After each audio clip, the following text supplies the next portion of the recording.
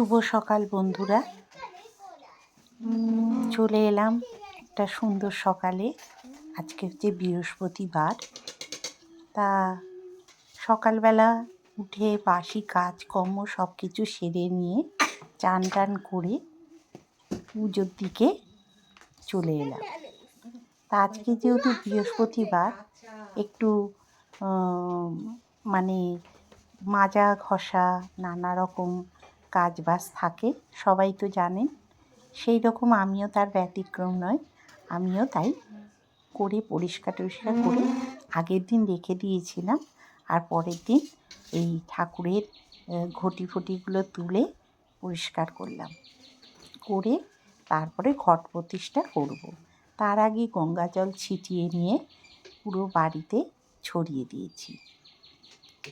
আর এখানে আমি আচমন করে নিই, যেরকম ঠাকুরের পুজো করার আগে করতে হয় শুদ্ধকরণ, সেটা করে নিই।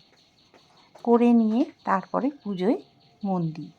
তা যাই হোক, পুজো করতে করতে আজকের একটু আপনাদের সঙ্গে শেয়ার করেছি, কিন্তু এটা আমি করা পছন্দ করি না, কারণ পুজোর দিকে মনটা থাকে না, বড্ড অসুবিধে হয়ে যায়। কারণ মনে হয় যেন ঠিক ঈশ্বরকে আমি ঠিকভাবে ডাকতে পারলাম না। কারণ ক্যামেরার দিকে খেয়াল করতে হয়, একবার ক্যামেরাকে ফিট করতে হয়, এইভাবে পুজো করা অসম্ভব হয়ে দাঁড়ায়। তাই জন্যে আর কি আমি পুজোটা খুব কমই দেখাই। দেখবেন পুজো হয়ে যাওয়ার পর আপনাদের সঙ্গে শেয়ার করি।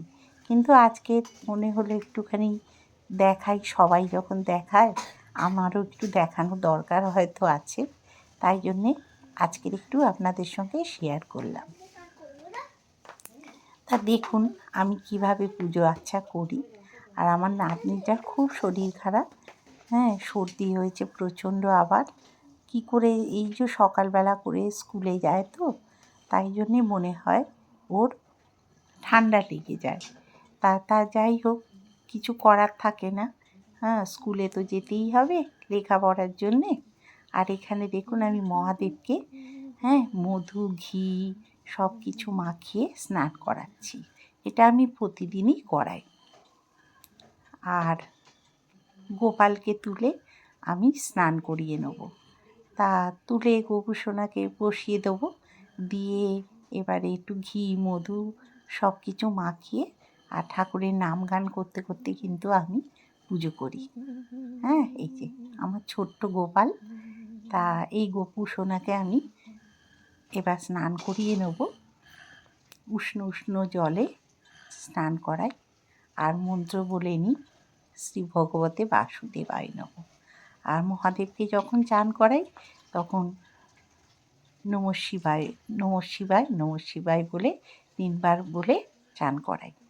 তা যাই হোক, বৃহস্পতিবার যেহেতু একটু যত্ন সহকারে করতে হয়। আর মা লক্ষ্মীকে স্নান করিয়েছি, সেটা আপনাদের সঙ্গে আর শেয়ার করিনি।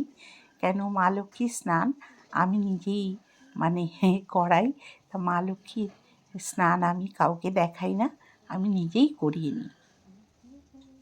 তাই সেটা করে সিঁদুর টিঁদুর পরিয়ে আমি বসিয়ে দিলাম। আর এবার ঘট প্রতিষ্ঠা করব।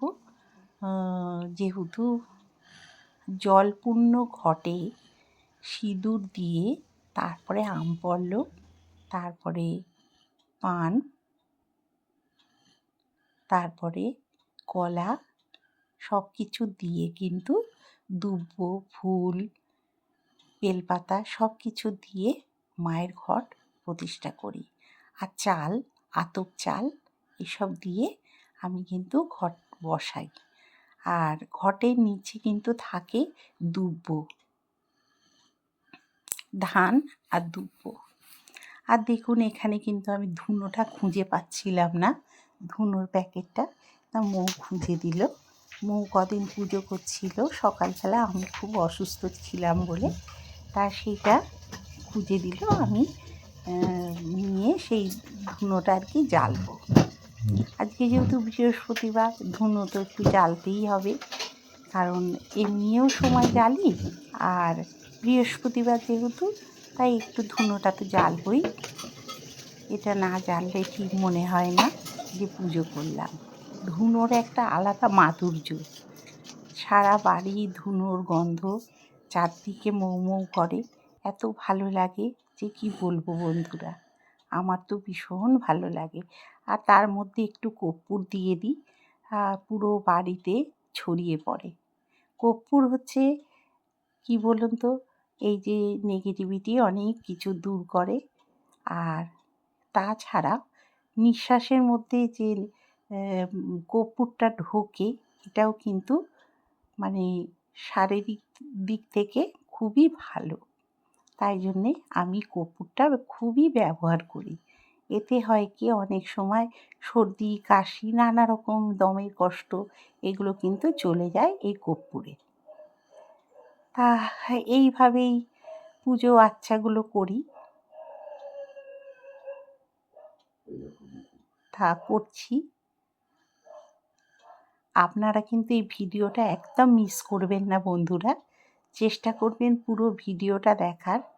আমি কিন্তু এই ভিডিও শেষে একটা ইন্টারেস্টিং ব্যাপার আপনাদের সঙ্গে শেয়ার করেছি, সেটা কিন্তু দেখতে ভুলবেন না, কারণ খুব ইম্পর্টেন্ট ব্যাপার যেটা আপনাদের সঙ্গে আমি শেয়ার করেছি আমাদের এখানে কি ঘটছে, তা সেটাই আপনাদের সঙ্গে আমি শেয়ার করেছি। সেটা কিন্তু একটু কষ্ট করে দেখে নেবেন আর বোঝবার চেষ্টা করবেন যে এখানে কী পরিস্থিতি আমাদের চলছে, ঠিক আছে? তা সেটাও শেয়ার করেছি আপনাদের সঙ্গে। তা যাই হোক, সকালবেলা কিন্তু আমি সব কাজ সেরে নিয়েছি।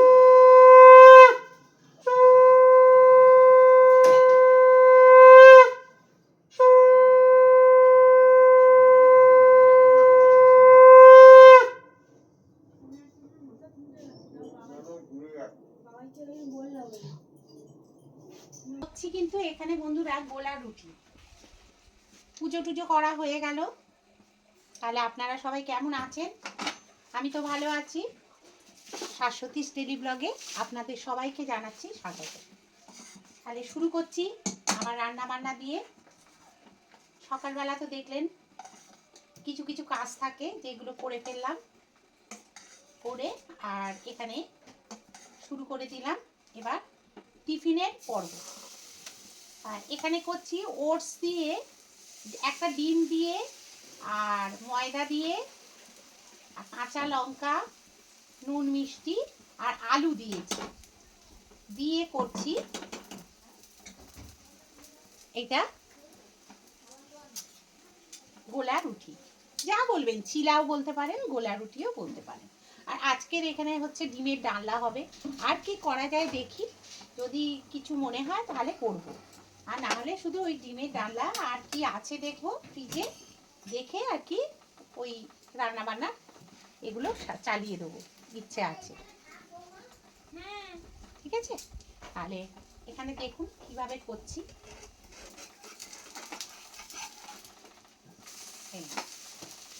এটা কিন্তু খেতে খুব ভালো লাগবে, সুস্বাদু জিনিস আর উপকারী জিনিসও।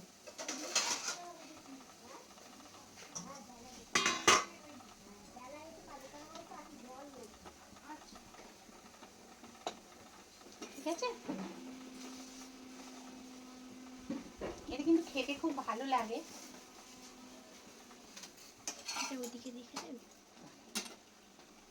এগুলো এখানে রাখি, ধুতে হবে। তাহলে বন্ধুরা চলুন আমি ডিমের ডালনাটা করে ফেলি। আজকে সেরকম কিছু রান্না করিনি, ডিমের ডালনাটাই শুধু করেছি, কারণ আগের দিনে সব তরি তরকারি ফ্রিজের মধ্যে রয়েছে যেহেতু, আর সেগুলো খাওয়া দাওয়া হবে, সেই জন্যে এক কাঁড়ি না করলে সব থেকে যায় জানেন তো, ওই জন্যে আর কি ডিমের ডালনাটাই শুধু করছি।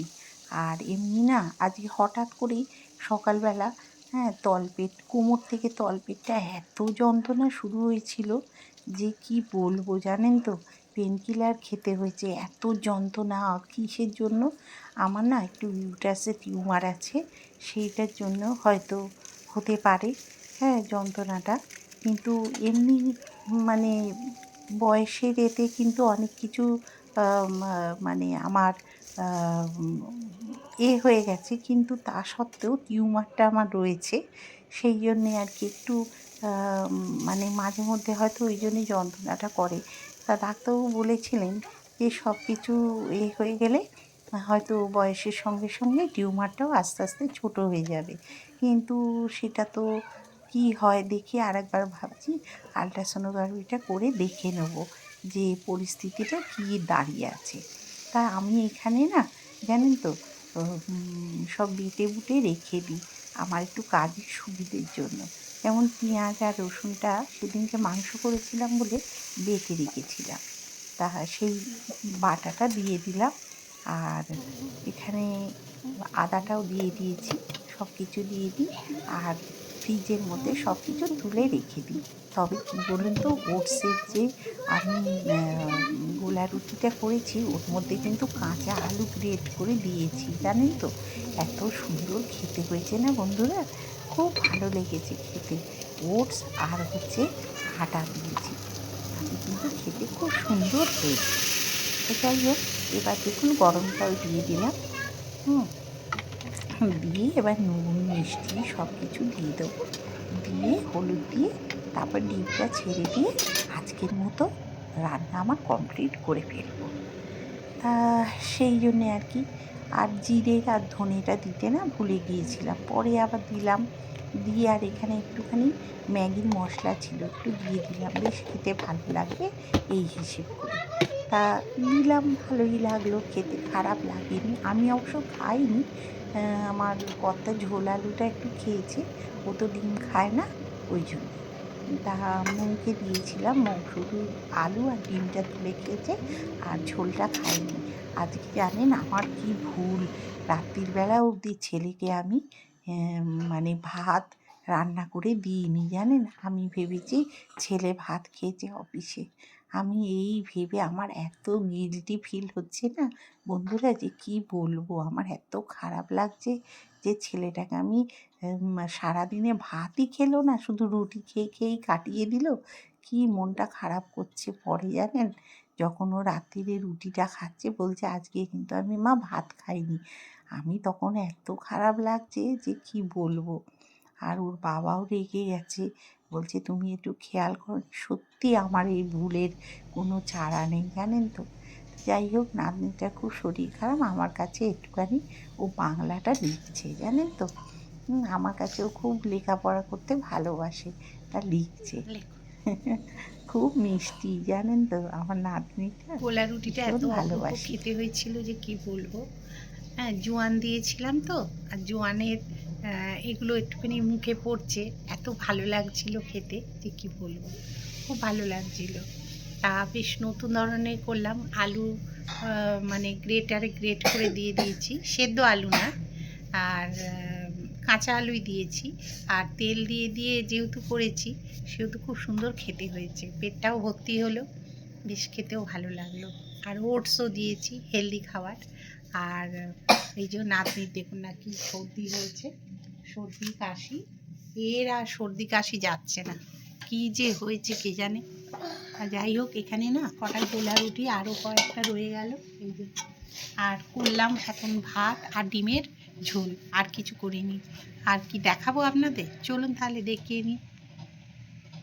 দেখুন তাহলে, এই যে ডিমের ডালনা, আর এখানে এই যে ভাত। ভাত ছাড়া তো অসম্পূর্ণ, এই যে ভাত সবে নামালাম গরম গরম। আর এগুলো পড়ে আছে, গোবিন্দমা এসে করবে, শরীরটা ভালো না একদম। এখানে এই যে, এই দেখুন ফুলকপি আলু, তারপরে হচ্ছে ওই এইগুলো দিয়ে সব ভাজা। আচ্ছা, আর এখানে হচ্ছে এই যে লাউ দিয়ে চিংড়ি, এইগুলো। আর মাংস আছে এই কড়াইটাতে, ছোট্ট কড়াইটায় মাংস করে রেখে দিয়েছি, এই। আর কিচ্ছু না, একদম ভালো লাগছে না, পেটে হঠাৎ করে কি যন্ত্রণা হচ্ছে, খেতে পাচ্ছিলাম না, চোখ দিয়ে জল বেরিয়ে যাচ্ছে, এত যন্ত্রণা হচ্ছে এই জন্যে। আর ওখানে মৌ কী করছে চলুন দেখাই। সকালে এক প্রস্ত কাঁচা হয়েছে, তা সত্ত্বেও আবার কাঁচা হলে আমি মেলে দিয়ে আসি। না, ও কোনগুলো?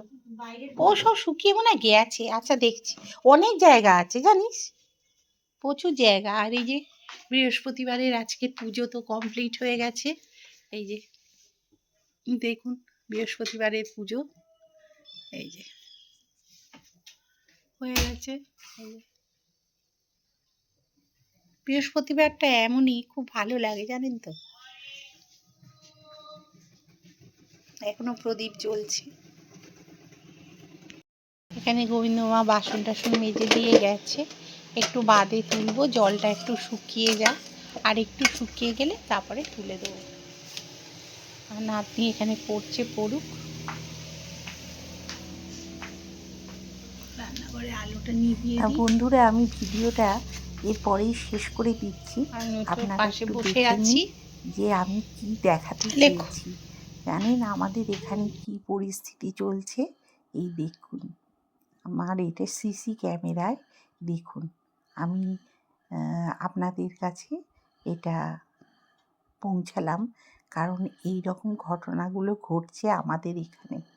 চোর, বুঝেছেন, চোর না ডাকাত জানি না, হ্যাঁ কী অবস্থা করছে আমাদের এখানে জানেন তো। পুলিশের প্রোটেকশান নেওয়ার আমরা শুরু করেছি। এখন দেখা যাক কোথায় গিয়ে কী দাঁড়ায়, দেখলেই বুঝতে পারবেন যে কী পরিস্থিতি। আপনারাও খুব সাবধান, যেখানে সেখানে এরকম কাণ্ড ঘটছে। এই দেখুন চোরটা কীরকম ঢুকছে দেখছেন। চোর না ডাকাত জানি না বন্ধুরা, হাতে সব জিনিসপত্র নিয়ে ঘোরাফেরা করছে। আর মানে ভীষণ আমাদের ভয়ের ব্যাপার হয়ে দাঁড়িয়েছে। হ্যাঁ, আর মানে কি বলবো, বাইক নিয়ে অবধি এসছে জানেন।